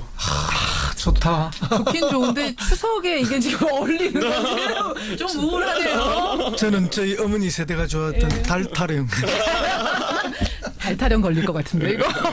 오늘 뉴스닥 추석 특집으로 함께했습니다. 세미래정책연구소 허성무 소장, 바른정당의 이준석 최고위원. 한가위처럼 늘 풍성하시고요. 송편 많이 드시고 다음 주에 뵙겠습니다. 감사합니다. 고맙습니다.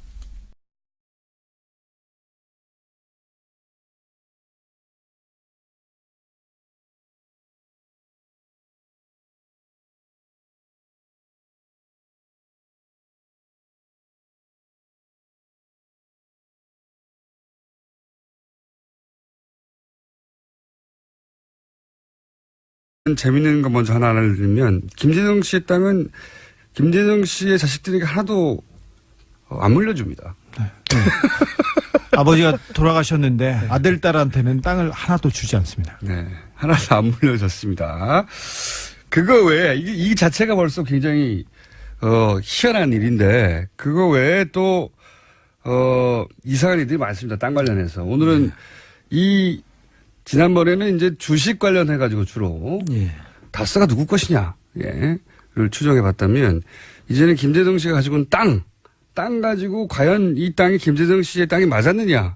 예. 그러니까 땅하고 다스 다 합치면 김재정 씨 재산 전체잖아요. 예. 그렇죠. 그리고 땅 부분을 좀, 땅 하면 또 주진우거든요.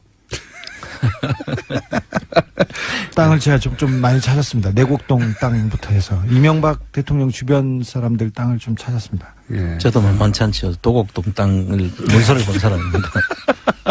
예, 이제 땅 전문가들이 나와서, 예. 왜냐하면 마침 김재정 씨 땅 리스트를 두 사람이 봤기 때문에 얼씨구나 하고 그 땅들을 이제 추적하기 시작했습니다. 자, 어떤 일이 있었습니까, 이 땅들에? 땅의 특징이 몇 가지 있어요. 그렇죠. 네. 이 땅의 특징을 보면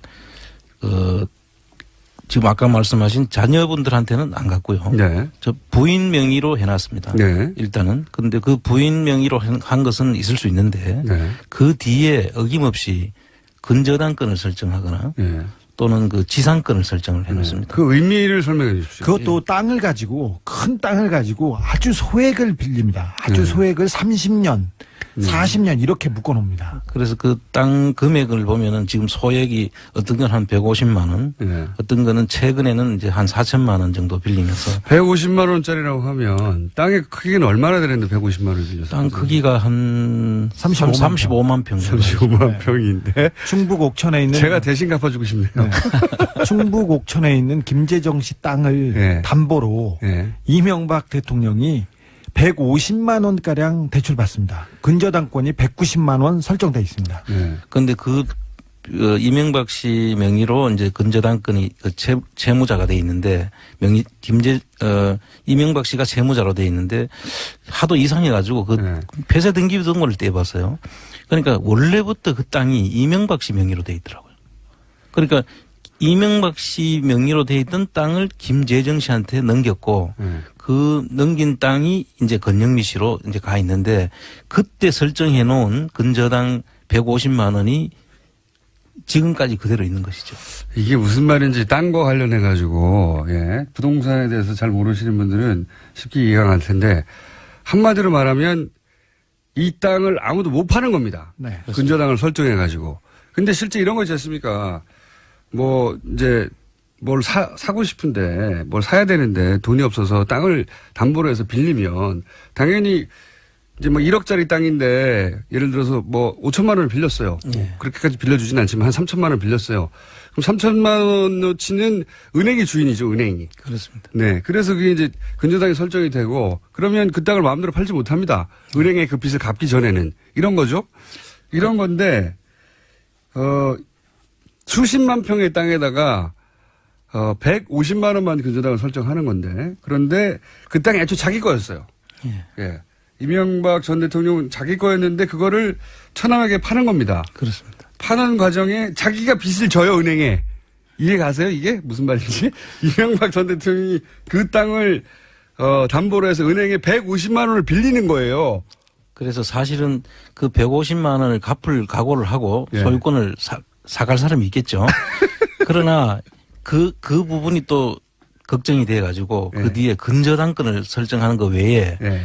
그 지상권을 설정을 합니다. 지상권이라 하면 그 토지를 토지 위에다가 건물을 짓거나 그걸 사용할 수 있는 권리를 이야기하는데 그 지상권을 설정을 해서 궁극적으로 지상권을 30년을 설정을 하죠. 네. 그래서 아무도 그 지상권이 설정되어 있는 땅을 살 수는 없죠. 네. 돈 150만 원은 갚을 수 있겠지만 지상권 그 위에 건물을 못 짓는데요. 그렇습니다. 예. 그래서 그 땅을 소유는 김재정 씨지만 김재정 씨가 팔 수가 없는 거예요, 이 땅을. 아무것도 할 수 없습니다. 네. 네. 그렇게 만들어놨던 땅이다. 네. 이명박 씨 차명으로 그 의심되는 김재정 씨 땅들이 전국에 분포하고 있는데 거의 대부분 잡종지라고 하죠. 쓸 수 없는 불모지예요. 불모지 땅인데 이명박 대통령 재임 기간에 갑자기 용도 변경이 된다던가 갑자기 임야가 개발 제한 구역이 풀린다던가 그런 땅이 많이 있습니다. 경북 군위에 있는 땅은 이거는 국민일보에서 보도했습니다. 처음으로 저희 기사를 가지고 추격 보도한 매체이기도 하는데 경북 군위에 아예 그 쓸모없는 땅이라고 해서 몇백 원짜리 땅이 있었는데 갑자기 이명박 정부 들어서 2008년부터죠. 국책사업인 가온누리 테마파크라고 그런 테마파크가 들어와요. 그래서 그 불모지에 갑자기 1,000억짜리 공사가 시작되면서 갑자기 상업시설로 변경이 됩니다. 그럼 땅값이 크게 올랐겠죠. 예. 그 위에도 또 뭐 대전 유성구 같은 경우는 관광특구로 개발이 된다든지 강원도 고성 땅은 뭐 세계 짐볼이 대회가 개최된다든지 해서 그게 이제 다 이명박 전 대통령의 처남인 김재정 씨 땅이었다는 거죠. 그렇습니다. 예. 뭐 참 앞으로도 무궁무진한 내용이 나올 것 같은데요. 뉴타운 사업이 있었지 않습니까? 뉴타운 사업. 이명박 대통령이 시장 시절에 있었던 뉴타운 사업에서도 은평 뉴타운을 비롯한 뉴타운에서 대거 이명박 대통령의 친인척 땅이 그 수용이 돼서 개발이 됩니다. 예. 자, 이게 이제 이 패턴이 이해가 가시는지 모르겠는데 원래 이명박 전 대통령 명의로 돼 있던 땅을 자기 처남에게 넘기면서 소유권 이전되면 그 소유권자가 마음대로 땅을 처분할 수가 있지 않습니까? 그렇습니다. 둘 사이에 뭐 예를 들어서 개인적으로 사적으로는 야 이거 내 땅인데 네 이름을 해놔 할 수는 있지만 그 나중에 마음이 변해가지고 법적으로 내 거니까 막 팔아버릴 수가 있으니까 그렇게 하지 못하도록 근저당을 아주 적은 액수를 설정하고 그다음에 그 위에 그 땅 위에 건물을 지을 수 있는 권한도 설정을 해버려가지고 그 땅을 소유권은 다른 사람 김재정 씨에게 있지만 그 땅을 처분을 해서 그 처분을 해서 자기가 이익을 취할 수 없도록 그렇게 묶어둔다는 거죠. 그렇죠. 전체 땅을 다 이런 김재정 씨 땅은 다 그렇게 되어 있다는 겁니다. 지금 소액의 근저당으로 보통 얼마나 묶어놓습니까? 한 20-30년 묶어놓습니까? 30년 묶어. 30년을 묶어놨죠. 30년. 예. 통상 그 지상권 설정하더라도 뭐 한 5년 정도 이렇게 해서 하는 경우는 있을 수 있습니다. 그런데 30년이란 장기간을 이렇게 묶어놓을 수는 없고 거기에다 게다가 지료도 없이 원래 지상권을 사용할 수 하려고 그러면 돈을 지급을 해야 되는데 그러니까 누군가가 그 돈을 내야 되는 건데 그렇죠. 예. 그냥 묶어만 둔 거예요, 그냥. 예. 그것도 은행이 그 위에다가 지상권을 설정할 일이 뭐가 있겠습니까? 은행이 자기가 직접 개발할 것도 아니고요. 거기서 건물 지을 것도 아닌데. 여하간 그런 식의 땅들이 다 김재정 씨 땅은 그렇게 처리가 돼 있었고 자식들은 김재정 사망 이후에도 하나도 물려준 땅이 없고요. 그다음에 이제 공동 소유 명의 땅도 많다면서요. 예, 이게 그것도 마찬가지인데요. 이게 보통 땅은 한 사람이 소유권을 온전히 가지고 있어야 제대로 팔 수가 있습니다. 그렇죠. 그런데 지분으로 이렇게 나눠가 공동 소유로 해놓으면은 그분들하고 전부 다 동의가 돼야만 팔 수가 있거든요. 네. 그런데 그 지분으로 나눠 놓으면은 근저당권 설정하는 방법과 지상권 설정하는 방법 등으로 해서 못 팔게 하는 거와 동일한 효과를 가져올 수 있는 형태입니다. 근데 재밌는 것은 김재정 씨 땅입니다. 그런데 다 이명박 씨 지인들입니다. 이명박 씨 현대건설 동료라든지 다 이명박 씨 지인들인데 김재정 씨가 소유하고 있습니다. 네, 공동 명의 땅인데 그 공동 명의자들은 전부 다 현대건설 출신 직원들인데 소유는 김재정 씨예요. 예. 특이하지 않습니까? 오늘은 1차 여기까지 하겠습니다. 자, 왜냐하면 프로그램 협찬 멘트가 있거든요. 협찬이 왜 이렇게 많아요, 이거? 이런 날만 합니다. 명절 때. 대한민국이 아끼는 물 제주 삼다수 올해에도 가족을 위해 건강검진 꼭 받으세요. 국민건강보험공단 서민의 원스톱 금융파트너 1397 서민금융통합지원센터 도착은 빠르게 가는 길은 편하게 U+1 원내비 고향 가는 길 안전운전이 최고의 보험입니다. 더 K 손해보험 에듀카 기성길 피곤할 땐 든든한 비락스키로 재충전 비락스키 국민과 함께하는 든든한 행복에너지 한국전력에서 함께 해주고 계십니다. 네, 딱 여기까지네요. 오늘 여기까지 하고 다음 주에는 더 아직도 1분이 남았어요. 네, 제가 시간을 잘 못 맞추니까 진작에 지쳐가지고 아직 1분이 남았다. 자, 주준희 기자와 안원구 총장님 나오셨습니다. 안녕하십니까, 두 분. 안녕하십니까. 예, 방송하기 전에 저희가 협찬 멘트를 해야 됩니다. 자, 청장님 2개 해주세요. 여자의 꿈 알카메디에서 수소 알칼리 한원수기. 20년 전통식품 명가 주식회사 사홍원에서 온라인 상품권. 네. 더더 하나입니다. 매트의 명가 파크론에서 IoT 스마트홈 온수매트. 자, 그 다음은 주진우가 합니다. 주진우 기자가. 두고두고 보고 싶은 책. 이명박 추격기인데요. 길벗 어린이에서 그림도서 세트. 그리고 이태리 명품 구두 바이네르에서 구두 증정권 드립니다. 자, 저희 세 사람이 이렇게 별걸 다 시켜. 협찬 멘트를 했기 때문에 이 협찬 멘트 관련해서 단가가 더 올라가도록 하겠습니다. 자, 길거리가 텅텅 비었는데 두 분은 또 나오셨습니다. 라이브 하러. 오시는데 텅텅 비었었죠? 그렇습니다. 네. 자, 오늘은 어떤 이야기입니까? 저희가 이때까지 이제 긴 이야기를 해왔는데, 예. 지난, 토요일이죠. 예. 그것이 알고 싶다 해서 저희가 했던 이야기가 좀 압축돼서 나왔어요. 드디어 나오기 시작했어요. 네, 드디어 나오기 시작했습니다. 저희가 140억 돌아간 얘기를 그렇게 한 달 내내 했는데, 예. 그 이야기를, 물론, 저희가 하기 전에 SBS 그것이 알고 싶다 팀에서도 그런 걸 다루려고 생각하고 있을 수도 있죠. 예. 예. 있는데. 왜?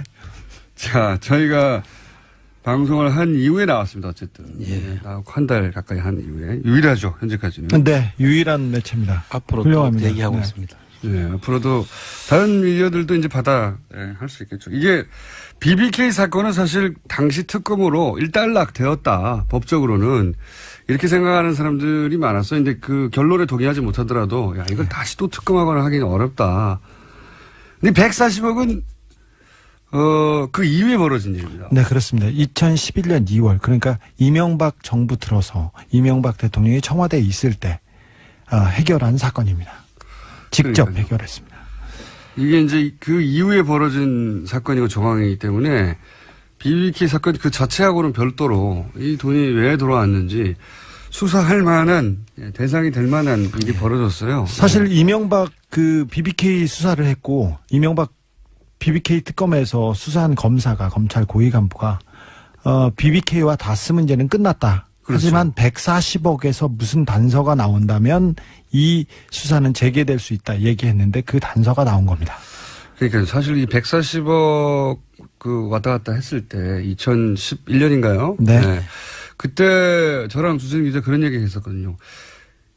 140억이 없었다면 이 사건을 다시 불러내지 못했을 텐데 이 140억이 이 사건을 다시 불러낼 것이다. 예. 라는 얘기를 무려 6년 전에 했는데 네. 예. 다시 불러지고 있습니다, 지금. 자. 근데 오늘은 그 얘기가 아니라 뭐 관련이 있습니다. 이제 김재정 씨가 사망한 이후에 재산을 상속하는 과정에서 재산 상속 과정을 보았더니 이게 김재정 씨의 재산이 아니었다. 다스가. 그렇게 보여진다. 이런 얘기 했잖아요. 네. 예. 그러면서 이제 당시 청와대와 다스사에 오갔던 문건을 보면 여러 가지 시나리오가 있는데 그 시나리오를 읽어봐도 김재정 씨 유족의 의지는 상관없이 예. 내용이 진행이 됐고 그러면서 만들어진 문건 안에 뭐가 있었냐면 김재정 씨의 땅 목록이 있습니다. 땅 목록. 네. 예. 김재정 씨가 죽자 청와대에서 김재정 씨 재산을 파악해서 보고하라는 지시가 떨어집니다. 그런데 김재정 씨 재산이 얼마나 되는지 모르고요. 모르면서 땅 목록, 그러니까 토지 목록을 정리해서 그 제출하라고 해서 다스에서 급히 김재정 씨 토지 목록을 작성해서 청와대에 보고합니다. 네. 김재정 씨 유족은 김재정 씨 땅이 얼마나 되는지 몰랐어요. 그거를 어쨌든 사망을 하게 되자 이게 누군가 또 상속받아야 되지 않습니까? 상속받아야 되니까 김재정 씨 땅의 목록이 작성이 됩니다. 이 시나리오 왔다 갔다 하는 문서와 함께. 근데 이제 굉장히 일단 들이 예청을 하시지만 오늘은 특히 또 더 많은 분들이 지금 TBS를 듣고 계셔서요. 아까부터 대체 언제쯤 나오시느냐 힌트를 좀 주면 화장실에 다녀오겠다 막 이렇게 말씀하신 분도 계시고 그랬는데 지금 귀성 중인 청취자분들에게 명절 인사 포함해서 한 말씀 부탁드릴게요. 예. 아마 갑자기 대통령이 나와서 아마 놀라셨을 것 같습니다. 올해는 임시 공휴일 포함해서 추석 연휴가 아주 깁니다. 그동안 열심히 일하신 국민 여러분, 여유 있게 고향도 다녀오시고, 좀 편하게 쉬실 수 있으면 좋겠습니다. 아마 방송을 듣고 계신 분들 중에 마음은 벌써 고향에 가 계신 분들도 많겠죠. 고향 가는 분 10분 중에 8분 이상이 승용차를 이용해서 고향을 가시는데요. 이 장거리 운전에서 가장 위험한 것이 졸음 운전입니다. 이 졸음 운전의 가장 든든한 안전띠는 휴식이라는 말이 있죠. 피곤하실 때 휴게소나 쉼터에서 한숨 돌리고 가시면 좋겠습니다. 다시 출발하실 때 전좌석 안전띠 착용도 잊지 마시고요. 추석 연휴에도 우리 국민들의 든든한 발이 되어주시는 버스, 택시 기사님들, 또 철도, 항공, 해운 종사자 여러분 감사합니다. 꼭 안전운전 해주시리라고 믿습니다. 즐거움은 나눌수록 커진다는 말이 있습니다. 한가위 연휴 동안 우리 여성들과 남성들 무엇이든 같이 하면 좋겠습니다.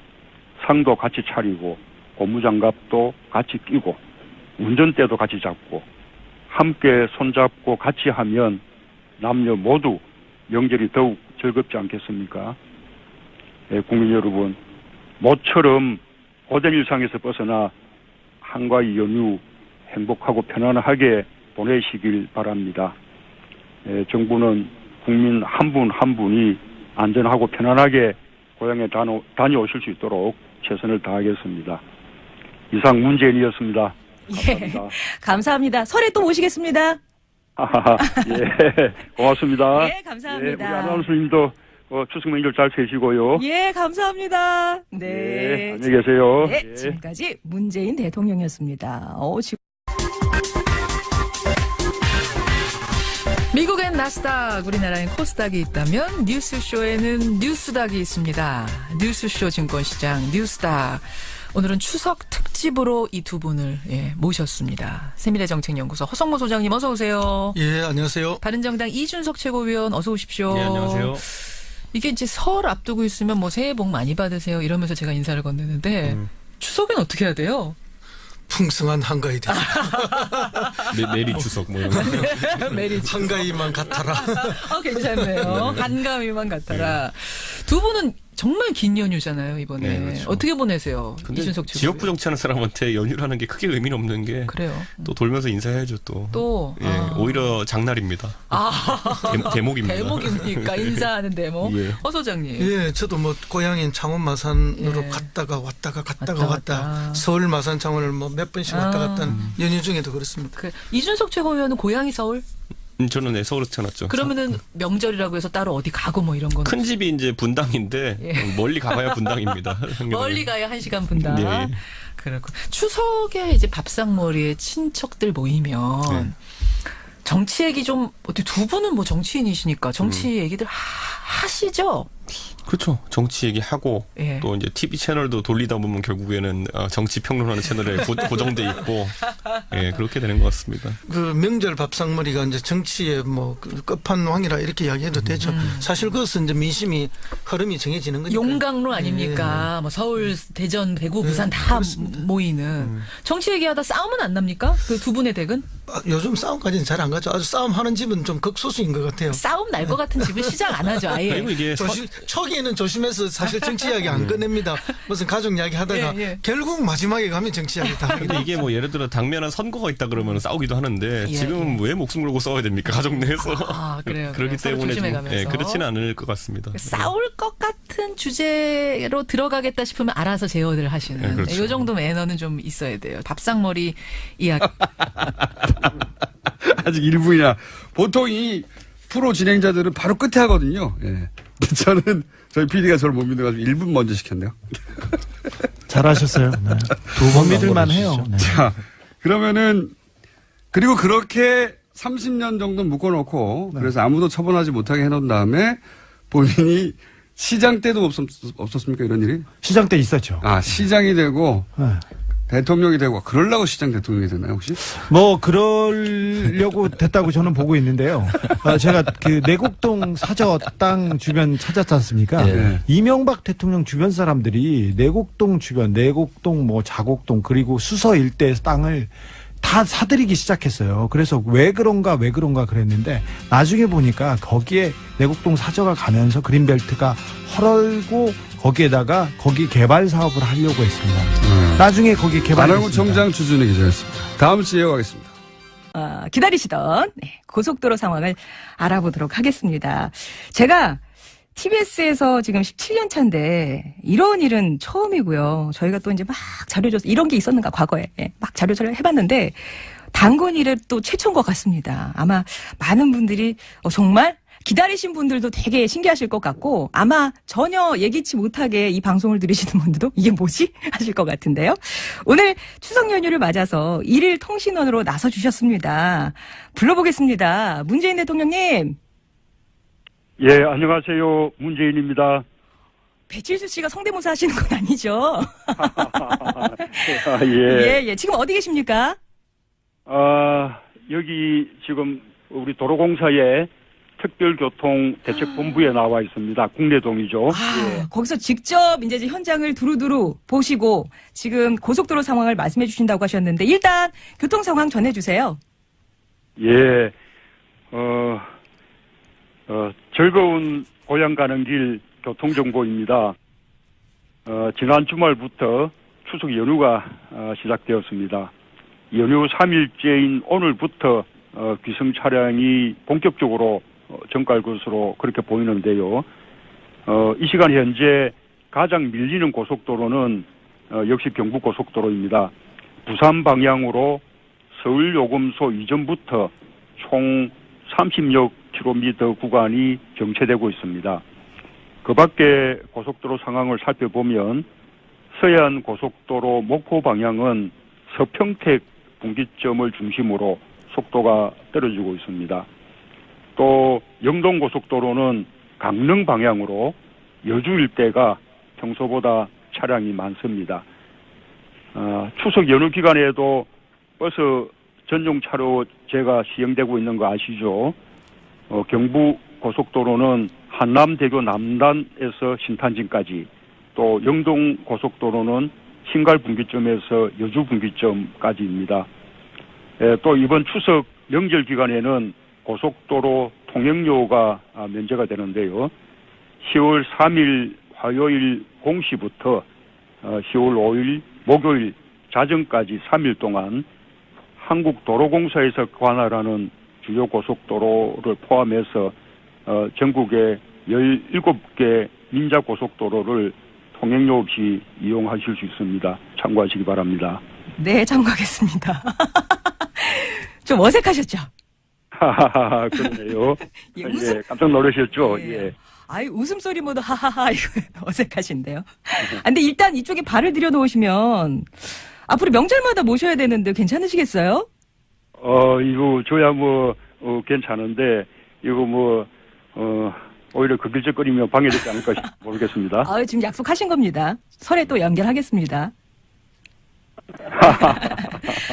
저기, 추석 연휴가 꽤 길잖아요. 예. 명절 계획은 좀 어떻게 되세요? 예, 저는 이번 명절 특별한 계획은 없습니다. 청와대에서 차례를 지낼 텐데요. 고향에 못 가고 또 성묘를 못 해서 조금 아쉽습니다. 그래도 연휴가 아주 기니까 또 우리가 또 대비할 일이 또 있기 때문에 그 대비할 일은 대비를 해가면서 쉬는 시간을 최대한 많이 가지려고 합니다. 푹 쉬는 것이 이번 추석 계획입니다. 그러시군요. 평소에도 사실 저희 많이 청취자분